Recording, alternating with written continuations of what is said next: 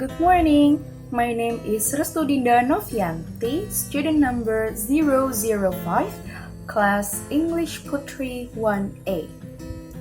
In this occasion, I would like to present my analysis titled Poverty Interpretation and Imagery in Morning at the Window by Thomas Stearns Eliot.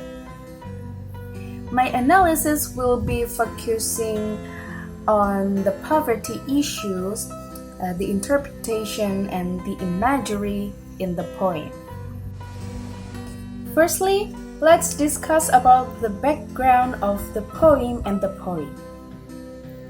Morning at the Window was a famous poem by Thomas Stearns Eliot.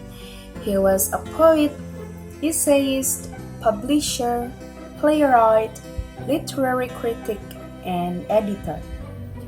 Considered one of the 20th century's major poets, he is the central figure in English language modernist poetry. This work was written in 1914, some months after the outbreak of World War I. It was published in 1917 in T.S. Eliot's first poetry collection, Prufrock and Other Observations. The form of the poet follows the Spenserian stanza, which has 9 lines and 2 stanzas. It was followed by some of the best-known poems in the English language, including The Waste Land in 1922, The Hollow Man in 1925, Ash Wednesday in 1930, and 4 quartets in 1943.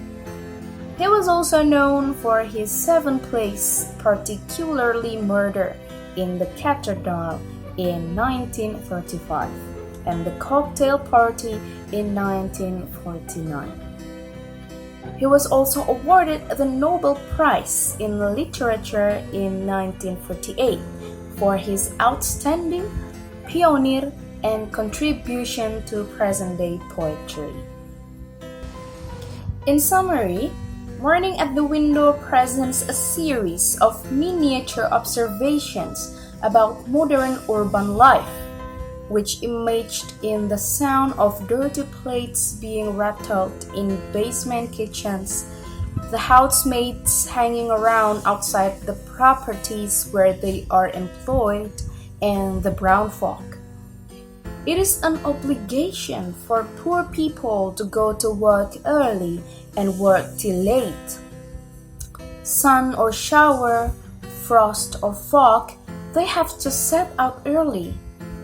The speaker says that he is aware of the condition of the household's minds and souls, or even their psychology.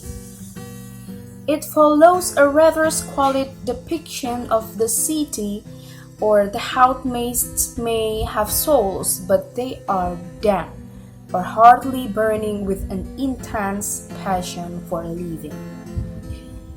Then such housemaids are appearing one after another at the city gate. They have no identity, dignity, and meaningful life. They are despondent or extremely sad. The speaker seems to go along or else look further away waves of brown fog which come up to him.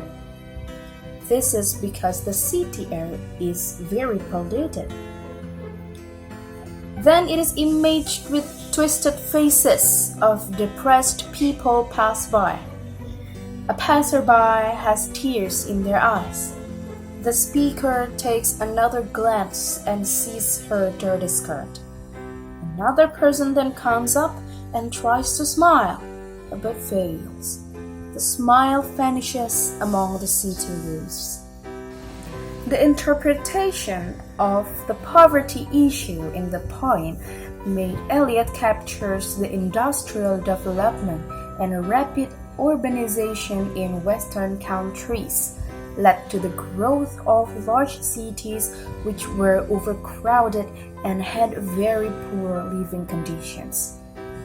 Europe lost an entire generation of young men due to the World War, and it left many women to shoulder the economic of the families.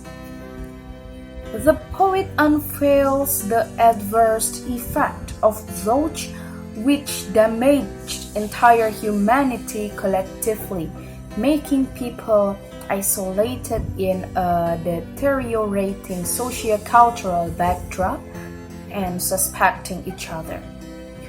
The focus is on poor servant girls whose souls themselves are damp, means moist and dirt. He arouses pity without telling his pity for the people. The poem presents only objective correlatives of poverty. The poet also doesn't describe his feeling and put present objects that correlate or correspond to sympathy towards the poor. Those interpretations are related to the way how the poet shows personal emotion transformed into a universal thought-provoking image. He presents things as his impressions, recorded them in an imagery. Now let's discuss about the imagery in the poem. Imagery itself is the use of figurative language to evoke a sensory experience in the reader. It is a vivid and vibrant form of description that appeals the reader to clearly see, touch, taste, smell, and hear what is happening that is said by the poet, and in some cases even empathize with the poet or their subject. When a poet uses descriptive language well, they play to the reader's senses, providing them with signs, taste, smells, sounds, and internal and external feelings, even internal emotion. In this poem, there are two types of imagery. First is visual imagery. The visual imagery appeals to the reader's sense of sight by describing something the speaker or the narrator of the poem sees. It may include colors, brightness, shapes, sizes, and patterns. Poets often use metaphor, simile, or personifications in their description. In this poem, visual imagery is the main technique used. The first stanza sets the scene and the setting of the poem, illustrates the distant observation about the day-to-day life of poor housemates in a setting of poor life conditions. The poet's emotions are revealed by the use of the imagery like trampled edges of the street, damp souls of housemates, and it says that these people are deeply unhappy. His sympathy and awareness of the hard life of poor housemates is shown by the use of metaphor, damp souls. The second stanza further describes the setting and the passers-by of the window. His eyes penetrate through the dirty outfits of workers and their remorseful faces, as well as occasionally catch a transient smile. The fog and muddy skirts show the pollution of the environment in an industrialized setting which is highly populated. Speaker tries to grasp a smile which quickly vanishes along the level of the roof, suggesting happiness is something hard to find in the society burdened with hard work and poverty. The twisted faces and tears are clearly a depiction of the suffering of the poor in the city. The second imagery in the poem is kinesthetic imagery. Kinesthetic imagery appeals to the reader's sense of motion. It may apply to the movement of the poem's speaker or narrator or objects around them. In line 4 of the poem, the poet uses the phrase sprouting despondently. The verb sprouting here gives the image of housemates appearing out of nowhere, just like blades of glasses raising their heads from the soil. The word despondently then clearly evokes to the reader that these people are immensely depressed with their life and the feeling of being trapped in the situations, seeing no escape from their repetitive and unfulfilling lifestyles. The devastating effect of First World War, which stole male labor, is reflected through the number of housemates sprouting at area gates. Finally, we arrive at the conclusion of this analysis of At the Window poem by Thomas Stearns Eliot.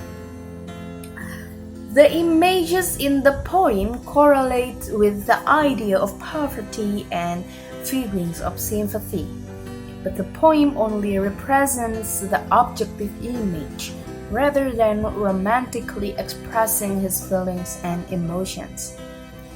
There is also a balance between feelings and ideas in the sense that the image arouses not only feelings in the reader but also provokes thoughts and ideas. Thomas Stearns Eliot asserted that poetry must present objective correlatives or objects and events that will correspond to certain emotions in the reader's experience. This idea of poetry is anti-romantic. For instance, when we encounter objective images of the poverty, we can directly understand it. In the sense, the poem is highly impressionistic. This is the end of my presentations. Thank you for your attention and see you in the next occasion. Bye!